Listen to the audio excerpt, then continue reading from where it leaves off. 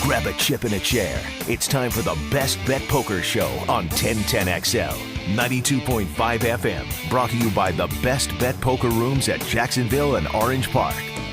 Now, the Best Bet Poker Show pals. Happy Hump Day! Yeah. Hump Day! Oh, yeah. Hump Day! This is like, sometimes it creeps me out, I'm not going to lie. Welcome to the Best Bet Poker Show. AllieMcDeal here with Jesse the Boss. Yeah. Dustin the Great and Country, of course, with us tonight. Boy, do we got a great show for you guys tonight. We have a really incredible guest. Steve Blay is going to join us here in the second segment.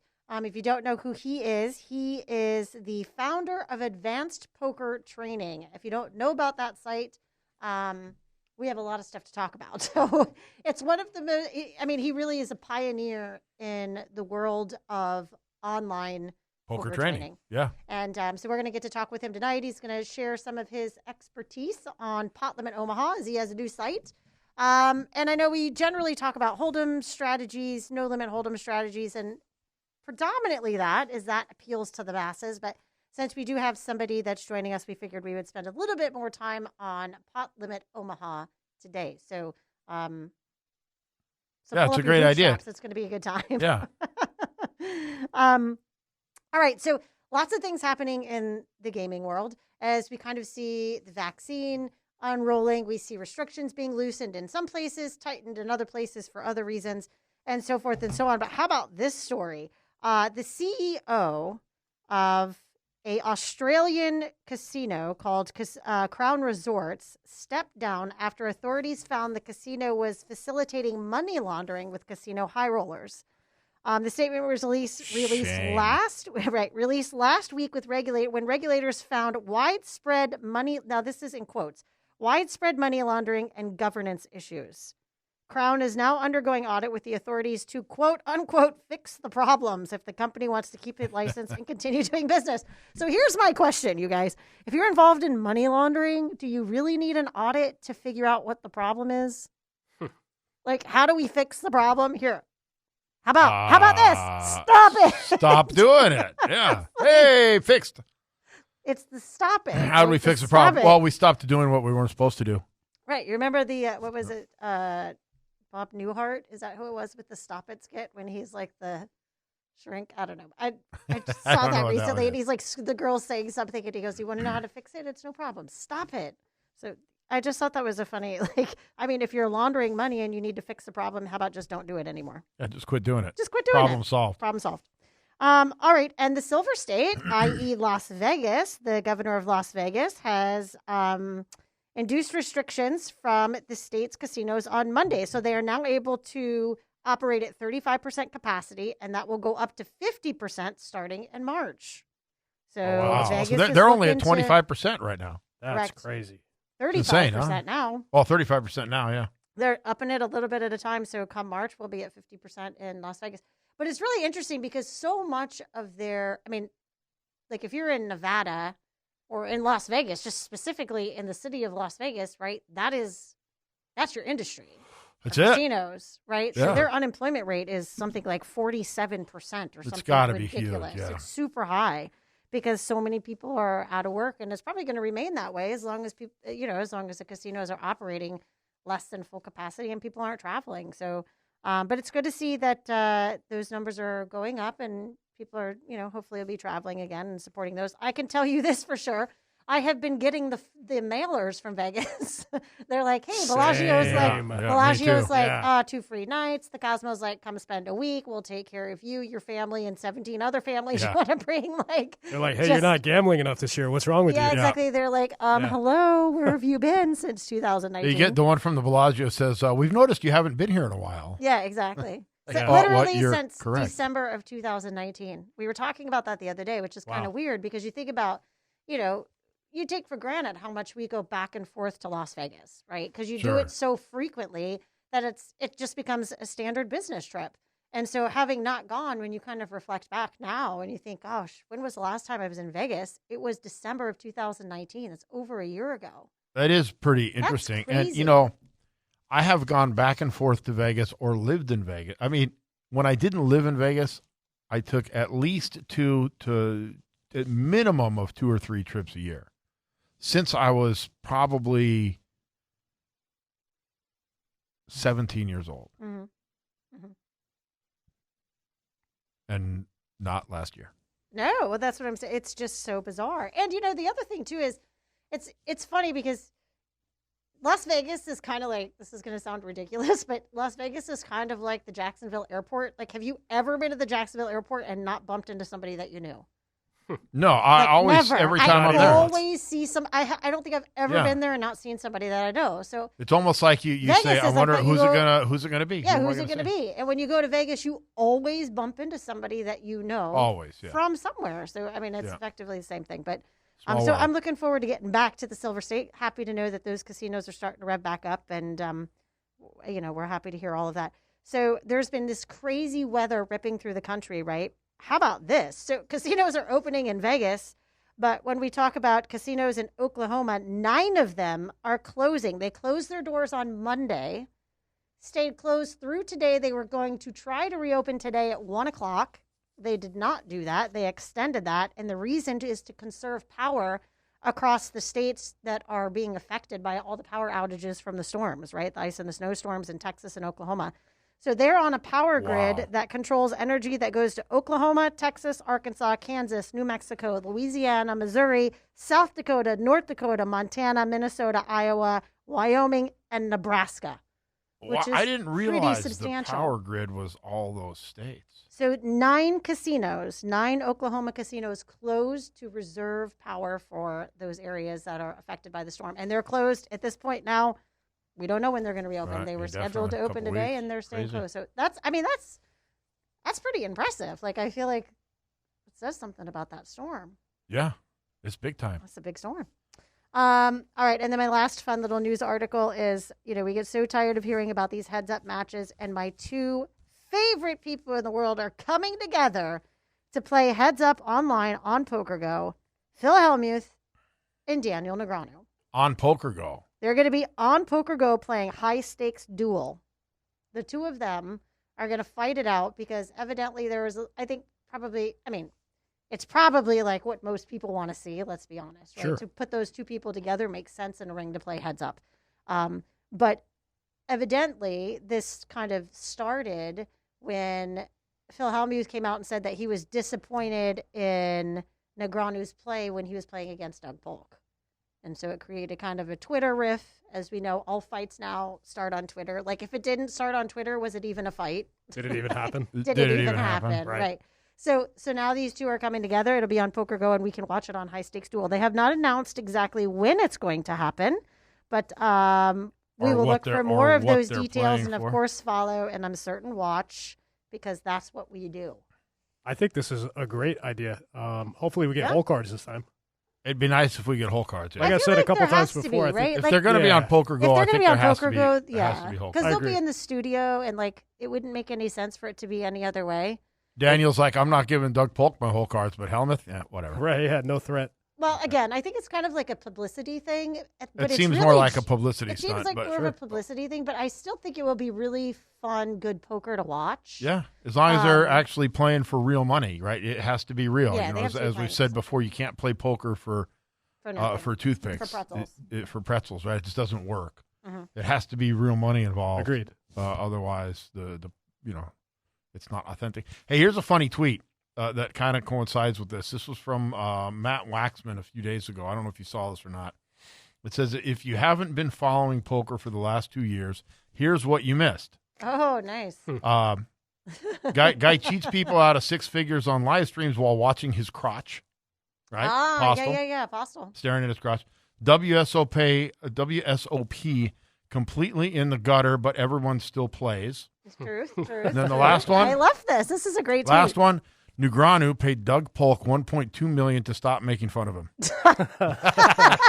He nailed it. He totally nailed it. Right? That is the last fantastic. Who tweeted that? Matt Waxman? Matt Waxman. And the poor spectators had to watch 25,000 hands for him to do it while he did it. Oh, my gosh. Right. Without hole cards. Yeah, without hole cards. Right, which is the worst part. He should have, he might as well have shown hole cards so we have a little bit better sweat.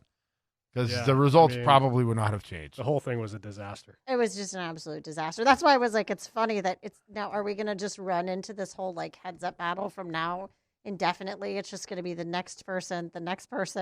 It's actually, I'll tell you what's funny is Jesse had mentioned something, and I thought he said that Fam was going to play Help Me With Heads Up. I go, what? That would be awesome. I feel like Johnny, if you're listening. I was like, Johnny play Fam Help With Heads is Up. going to play Help Me With Heads Up. Like, why would he? What is he doing? Put the whole roll on the table. All right. Well, we know that, of course, as you guys just had the Greater Orange Park Open this past weekend. What a tremendous turnout over at Orange Park. I mean, it was awesome. You know, we always talk about the tournaments that happen over in Jacksonville, and we know that Jacksonville stands on its own. You guys crowd the house over there like it's pretty simple.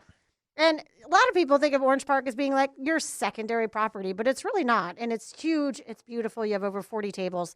And this weekend, you guys were full spread, meaning not a table left. Nope. Nice and socially distanced. I want to remind people when I say that, it sounds like you guys got plenty. we got the house, but you have plenty of space. We were busy, but we have plenty of space. Right, you have plenty of space, so people are spaced out. They're having a good time. You have this tournament. You get 231 entries for a $300 tournament with over $57,000 in the prize pool, putting first place over $13,000. That is strong.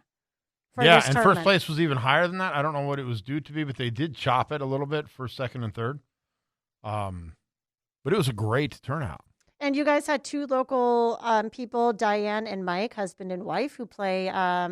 If you guys, DePascal, if you play in the card rooms, you would know both of them. They took, was it fourth and fifth, I believe? Fourth and fifth, Diane and Mike, great job. Yeah. Kind of cool having both make the final table. Yeah, it's a nice shout out to them. It's so fun. You know, it's always, it's a good time if you make the final table with your buddy. Like I feel like if you're traveling together, if you know somebody in the tournament, it's always a fun goal. Right. To end up there together, to share that experience, right? And that's since really great. since Diane obviously plays a little bit more than Mike, great job, Mike. You beat her one spot. I feel like you're just cheering for him because he's the husband. Like maybe.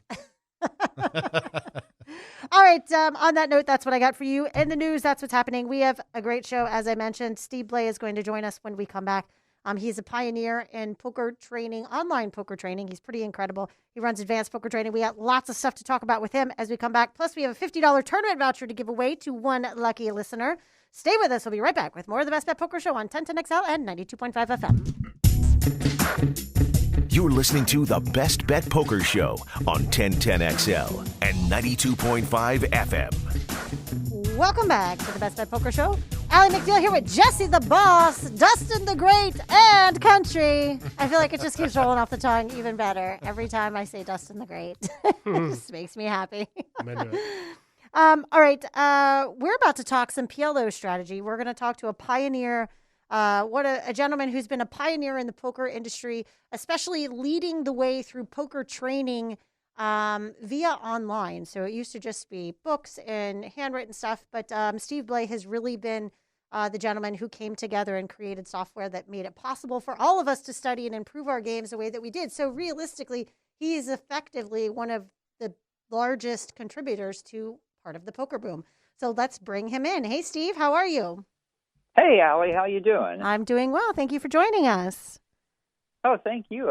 Thank you for calling me a pioneer. I've never been called a pioneer at anything in my life. Well, you know what? This was something that I realized today that I didn't know, is that you are a native Jacksonville Floridian.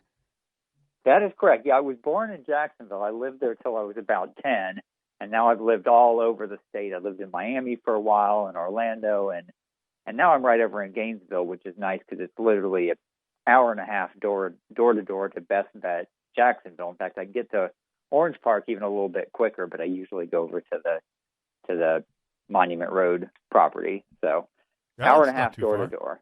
Yeah, we love that. It's not too bad. It's a nice little drive. Gives you time to decompress, maybe think about your session, plan out what you're going to do before you get here on your way. It's right.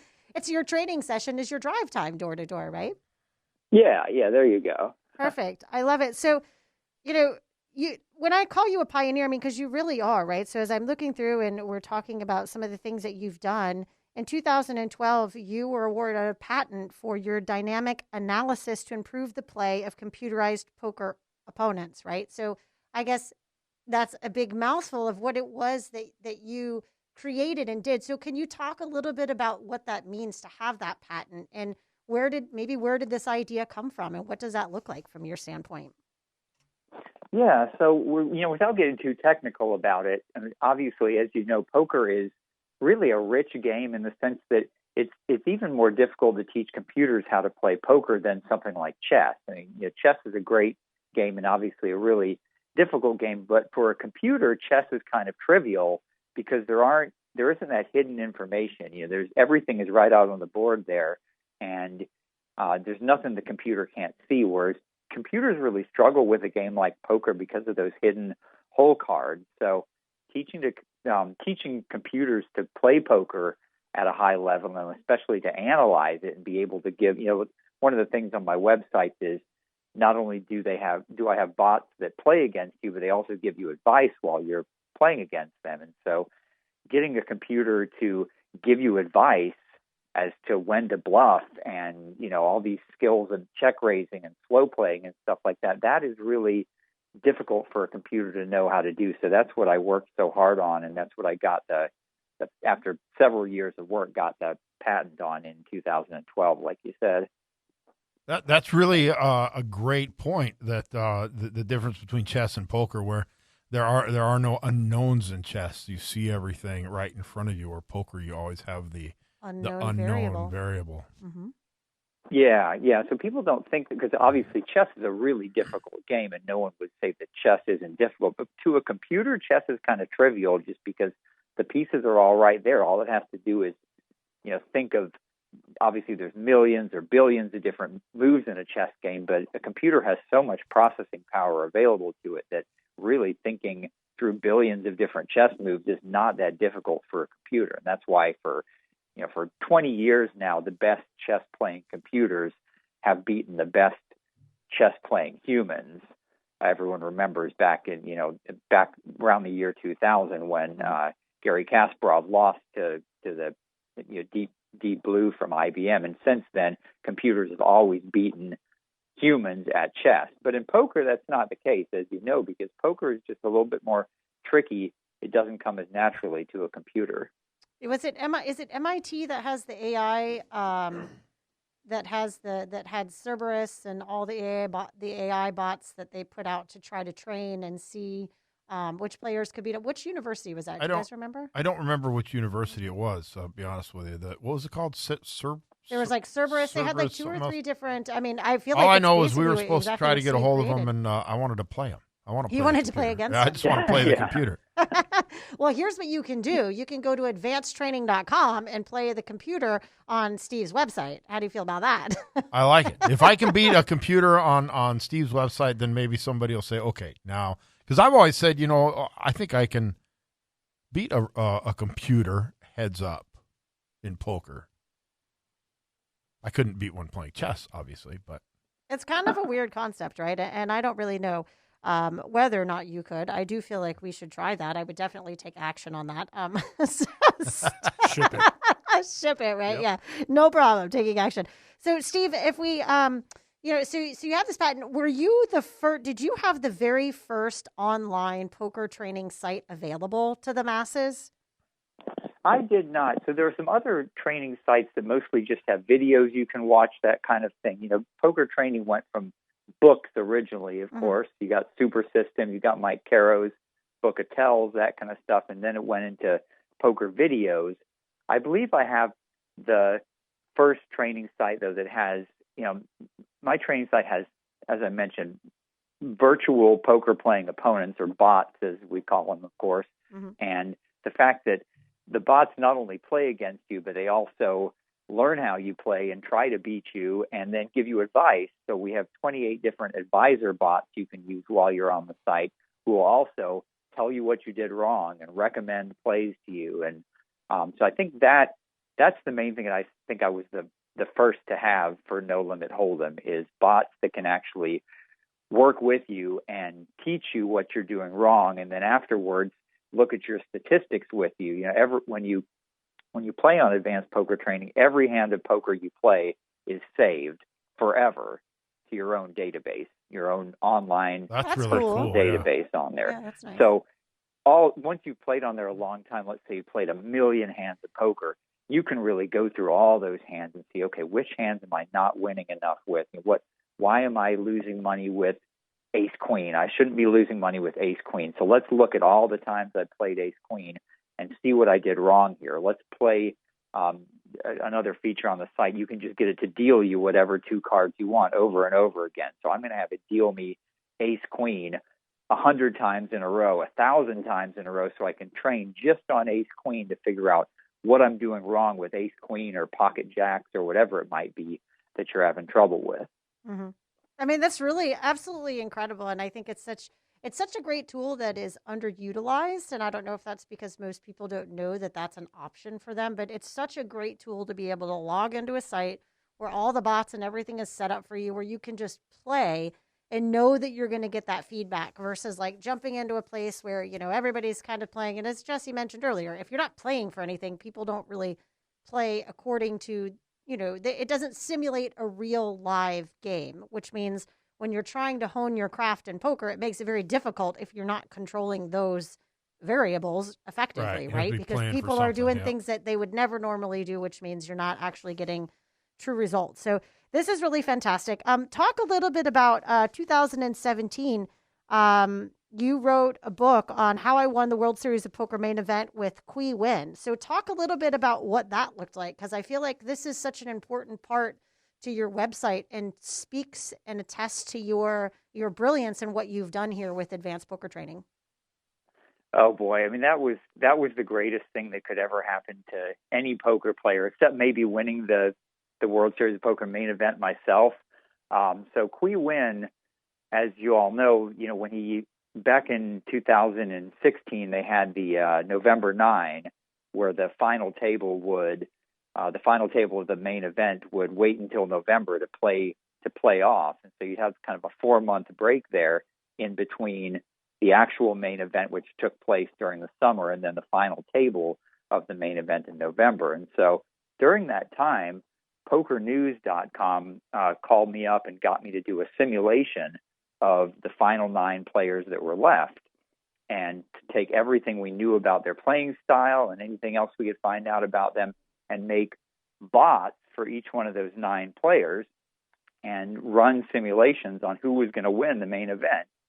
And so I did this, and the simulation kept saying over and over again that Qui Win was going to win the main event.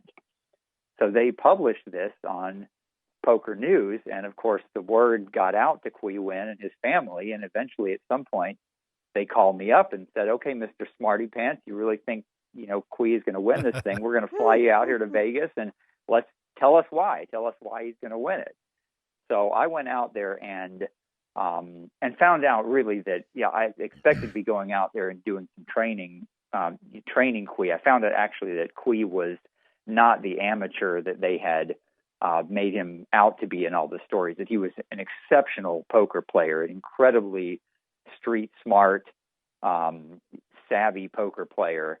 And so my role really was just almost, I call myself just his poker advisor. I was there at the final table with him on the rail, just kind of going through hand histories and watching of course it was on a 30-minute time delay, so watching some of the hands and advising him a little bit on what his opponents were holding on the previous hands. But of course, the rest is history. He won $8 million that day, and it was just it was every poker players. Again, if I wasn't going to win the $8 million myself, being there on the rail and being on his team, it was the greatest thrill any poker player could hope for.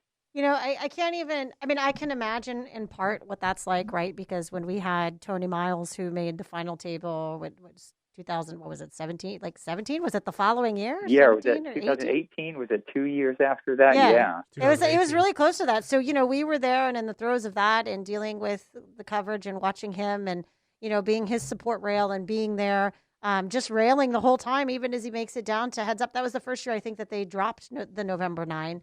And it was just, it was so remarkable. So, having put this together, making that prediction, and then really kind of helping him facilitate and bringing that to fruition is just, I can't even imagine. It's just really remarkable. So congratulations to you on that. And I think that really attests to what you've done with your site and speaks to how wonderful it is. And if you're really looking to try to increase your poker skills, this is definitely a place you want to go. So advancedpokertraining.com is where you can go. And I do believe that if we have our listeners that go to that site, they go to advancedpokertraining.com, or if they go to omahapokertraining.com, we're going to talk about that here in the next segment.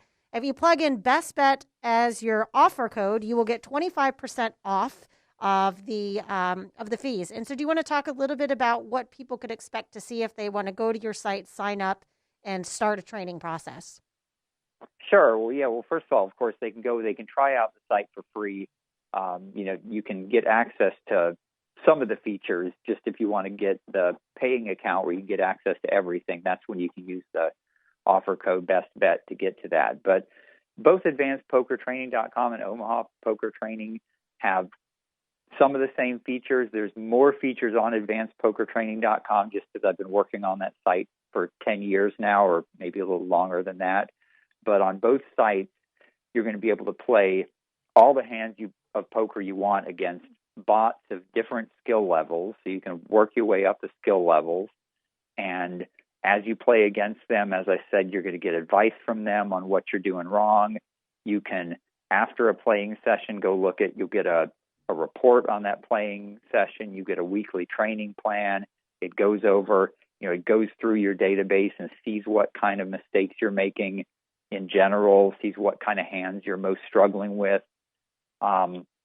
So much. There's really just so much. It's hard to even begin talking about it. Advanced Poker Training has Beat the Pro challenges, which are these challenges where you're going to play the exact same hands of poker that some pros have already played. So we have pros on there like Jonathan Little and Mike Caro and Scott Clemens, people like that have already played these hands. And you'll get to play those exact same hands with the same hole cards that they already played. And then afterwards, you can listen to a audio replay of them going through the hands and explaining why their way of playing the hand was preferable to the way you played the hand. So that is great. Really cool. Yeah, I was wondering what that was, the Beat the Pro challenge. Of like, they just call up Scott Clements and say, hey, what are you doing tomorrow? We got a challenge? Get out of bed. It's time to play. Yeah, it was like because he has all kinds of time to do that. Right. I couldn't figure that out. But that is really cool that you just play a simulation of what they played and then listen to them and hear how you did. That's great.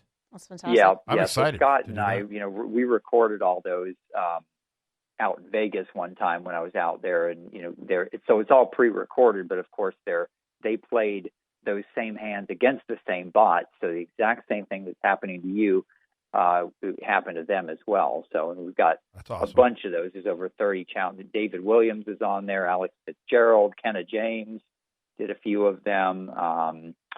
And we have these things called combat trainers as well, where, again, it puts you in a very specific situation that you're having trouble with. So, a lot of people just, for example, get stuck when let's say they raise pre-flop with ace-king and then they miss the flop and they just don't know how to proceed from there. Well, the combat trainer will just put you in that situation over and over again. So you start right on the flop, you've got ace-king, and it's going to, it's like your worst nightmare. It's always going to deal you a flop where you totally miss the flop, and then you have to play it from there.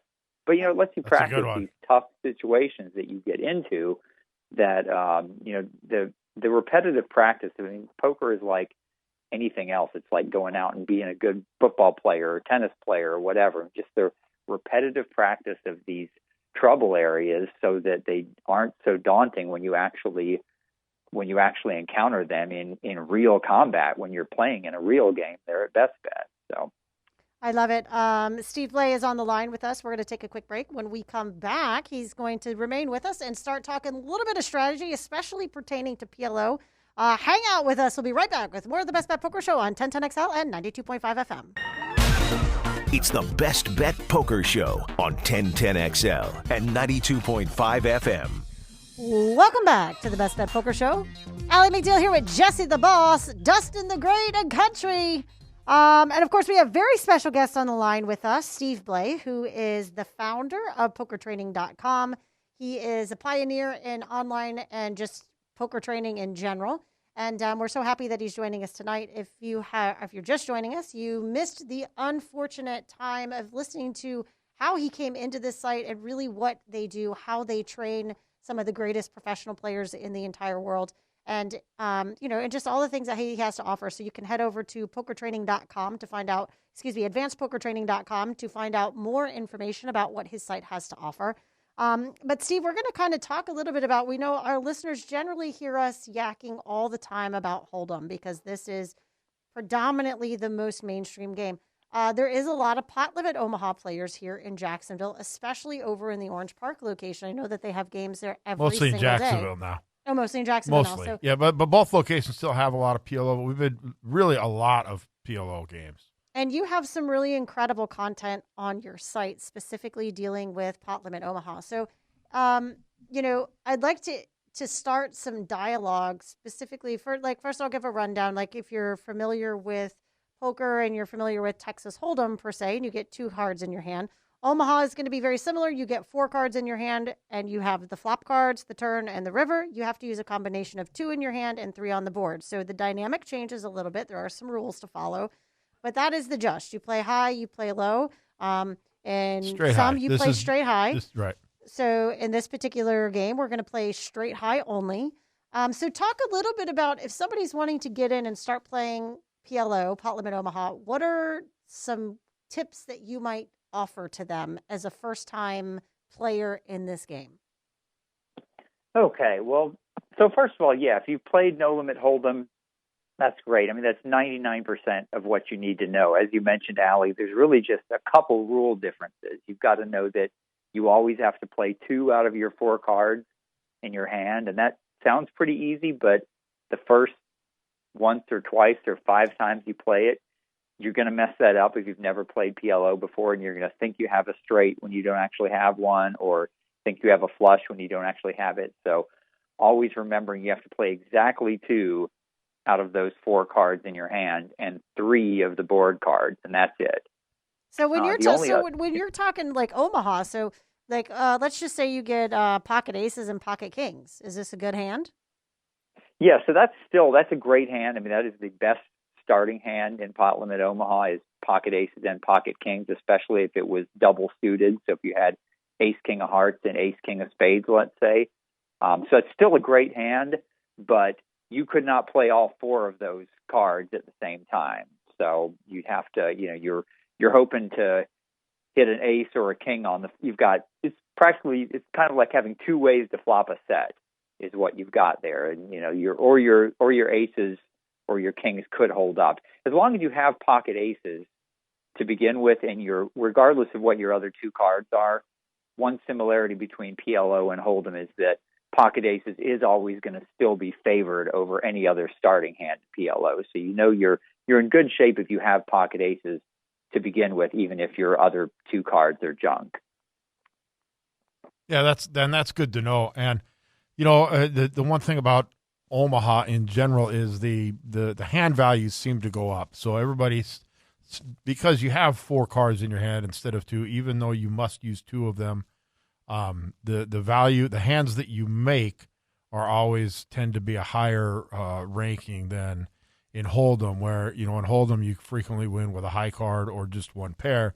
Omaha, you tend to have to make a larger hand to end up winning.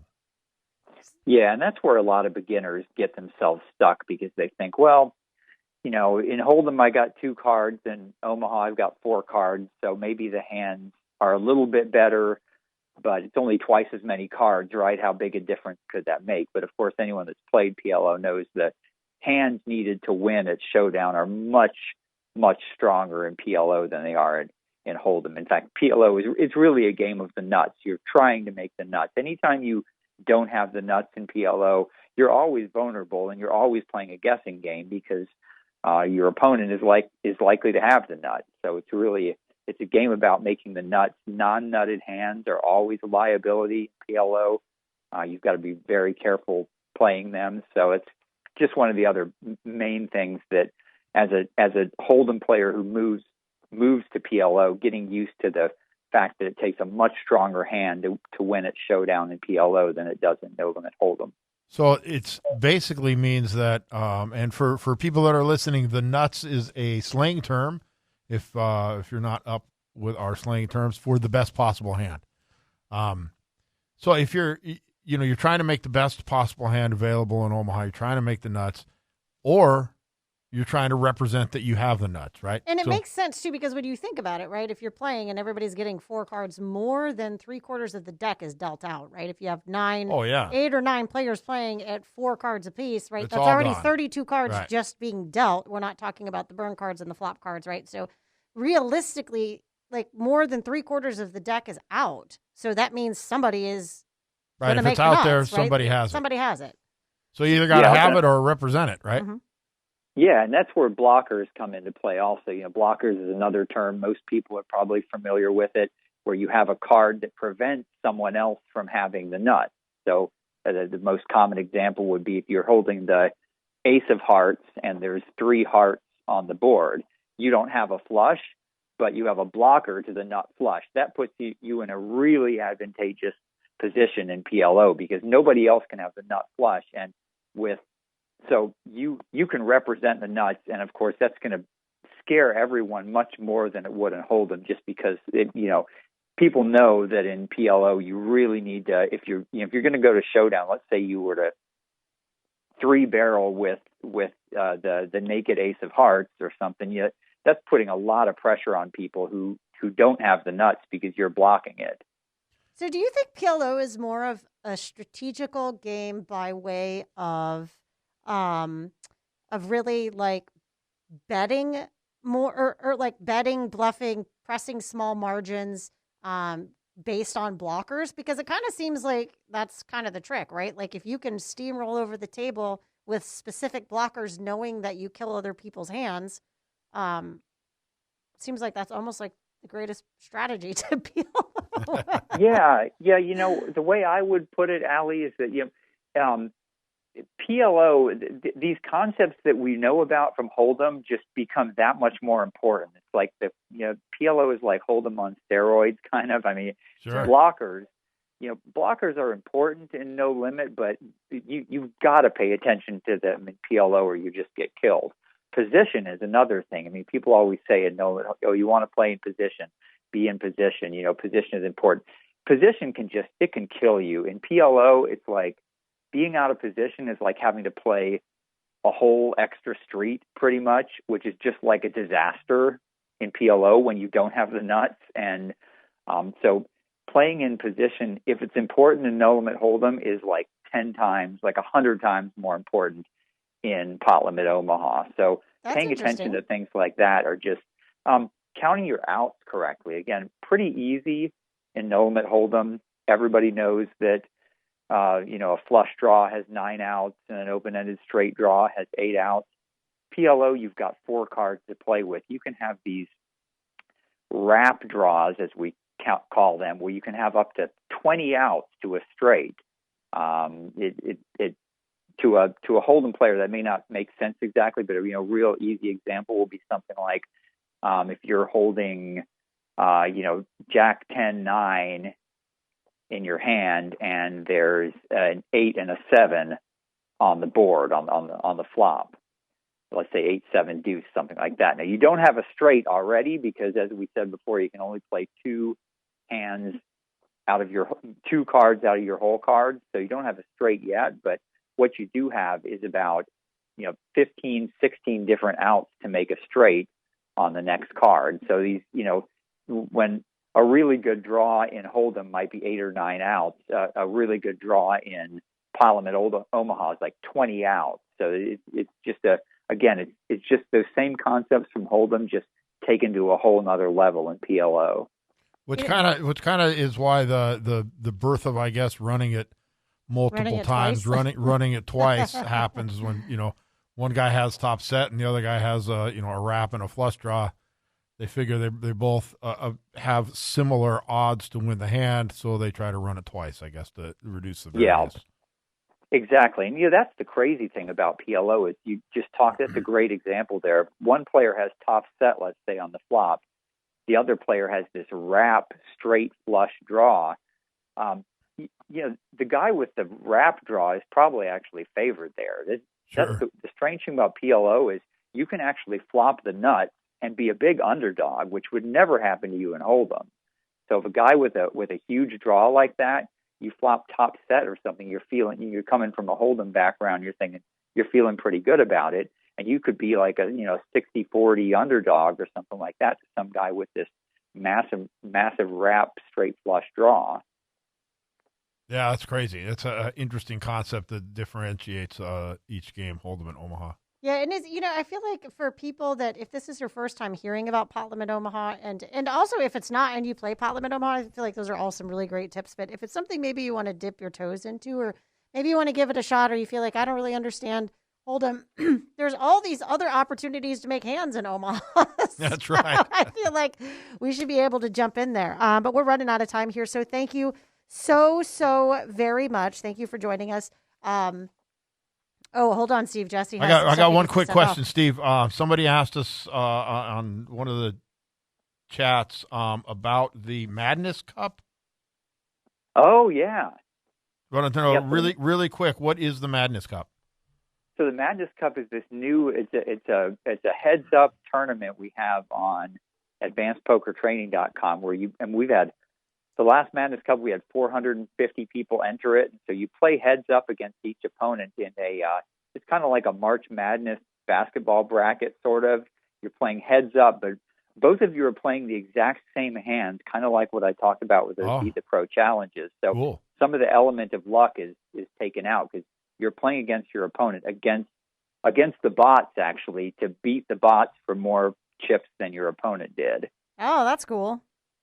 That's that's a probably fun the most. thing. Yeah, that's super cool. Most popular feature I think we've ever had on Advanced Poker Training. So and what is that they called? Can play. That's called the Madness Cup. They can come out and play that for free if they just go to AdvancedPokerTraining.com and create a free account, and they can try that out for free. Free Madness Cup. There I'm you in. go. I'm going to get in there. You heard it from Steve Blay himself, founder, pioneer in online poker training, just poker training in general. Go to AdvancedPokerTraining.com if you'd like to purchase anything. Use the offer code BestBet. You'll receive $25 off of anything on either that site, or if you'd also like to check out OmahaPokerTraining.com. If you're interested in studying Pot-Limit Omaha, just traditional Omaha, there's going to be some incredible things in there for you to access, some wonderful resources that Steve has put together. So thank you so much again for joining us tonight, Steve. We appreciate your time, and we look forward to seeing you here in Jacksonville at BestBet very soon. Thank you, Allie. Thank you, Jesse. Hope to see you guys over at the card room pretty soon. All right, Steve. Take care. Have a great night. All right, we're going to take a quick break, but when we come back, we got that $50 tournament voucher. We will talk about promotions and put a wrap on the show. Stay with us. We'll be right back. The Best Bet Poker Show on 1010XL and 92.5 FM. Welcome back to the Best Bet Poker Show. AllieMcDeal here with Jesse the Boss, Dustin the Great and Country, wrapping up the program. All right, we have that $50 tournament voucher for you. As promised, that's going to come in handy for the spring series, which is kicking off March 18th. I'm certain there are some daily tournaments that you could play during that time or before leading up to that, but the spring series is going to very similarly mimic what we just had, which was the Winter Open. And it was a really fantastic series. You can get all your information at bestbetjacks.com. But I want to make sure you get that $50 tournament voucher. So 641-1010 is the phone number. 641-1010. And we will take the third caller right now in honor of March being the third month. There you go. Okay, look at. Do you see what I did there? I see what you did. You see what I did? Yeah, there? that was good. Thank you. I'm very proud of myself. Okay, so lots of stuff happening this weekend, and of course throughout the rest of the month at both properties for high hands. This Friday at both Jacksonville and Orange Park, there are $1,000 high hands every hour from 2 p.m. until midnight. That is strong. So you can be at either location, and whoever has the best hand throughout that course of time in those 60 minutes, you're going to pick up $1,000. Wonderful high hands. It means there's great action at both card rooms and plenty of stuff to do. If you're not a big poker player, maybe you want to have a date night out. Maybe take your girlfriend, maybe take your mom, take your boyfriend, your husband. Maybe take both, your husband and your boyfriend. I don't know. Whatever works for you. Whatever works for you. Just make sure that it's civil when you arrive, please. And, but there's some great games that are just fun for people to play that you don't need any knowledge, right? So we have games that are fast, blackjack-style games, Las Vegas-style games. no blackjack, but there is 1-card poker, 2-card poker, 3-card poker, Ultimate Texas Hold'em. Redfish, bluefish. Redfish, bluefish, right. There's, I lost track. There's Pai Gow, High Card Flush. What else did I miss? DJ Wild. And DJ Wild. And I think that covers just about all of them. I think you got them all, yeah. So there's just an array of games that you can walk in, ask the dealer. You can sit down and bet as little as $5 at a time.